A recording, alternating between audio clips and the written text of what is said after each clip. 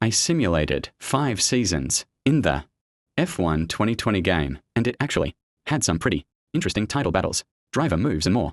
First, we actually had quite a bit of mid-season moves, so let's go over them first. Red Bull dropped Albon for Gasly. Williams dropped Latifi and brought in Albon. AlphaTauri brought in Raikkonen. Haas brought in Kvyat while Grosjean went to Alfa Romeo. De Vries went to AlphaTauri to fill out the grid. Right, so Season 1 went pretty regularly Mercedes domination while Max follows them. Both the biggest surprise of the season was Gasly taking a win, which was actually in the AlphaTauri. All of Alex Albon's points were scored in the Red Bull while Leclerc and Vettel had a close in-team fight. Here are the constructor standings.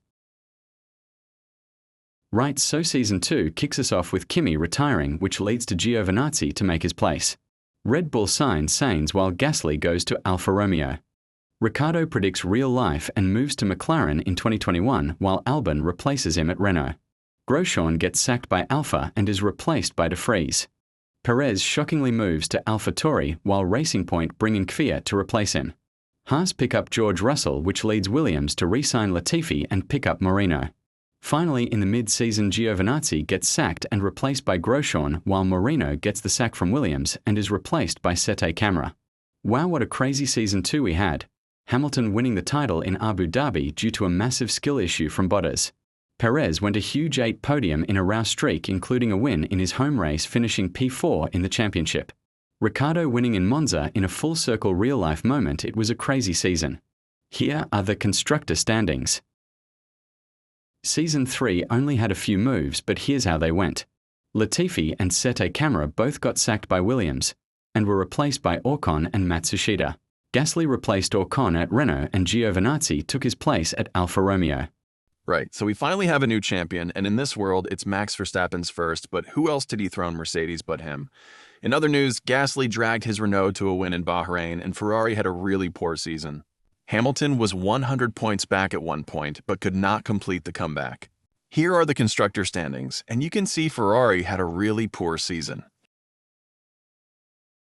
Season 4 kicked us off with a shock retirement of Bottas, who was replaced by Sebastian Vettel.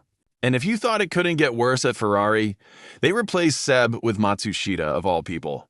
It seems to be a love-hate relationship between Latifi and Williams as he returns once again. Wow, so Season 4 shows that Verstappen domination is real. On the other hand, Hamilton is falling off now. As expected, Matsushita scored a whopping 17 points while Perez drags his Alpha Tauri to a P5 in the championship and a win at Abu Dhabi. Russell scores his first point of the career mode, and I wouldn't be surprised if he was in tears. Here are the constructor standings, and as you can see, Ferrari keep on outdoing themselves. Right, so Ferrari kick off Season 5 clearly having enough of my hate and bring in Max Verstappen. Oh wow. You'd think Red Bull has to clap back, maybe poach and form Perez or steal Leclerc, but no. They decided to sign 66-rated Sete Camara. Giovinazzi retires, which leads Alfa to bring in Ocon, and Matsushita reunites with Williams. And then in the mid-season, a very informed Perez gets promoted to Red Bull to challenge for the World Championship, while Camara gets demoted. Right, so Sainz is your champion, and it was so close with Checo Perez. As you can see, even Max Verstappen couldn't help Ferrari too much. Gasly and Norris outdoing their car with some very good performances. All in all, an exciting season now. Here are the final constructor standings. AlphaTauri majorly carried by Checo, Perez in the first half of the season. And here are the final stats. Thank you for watching. I hope you enjoyed.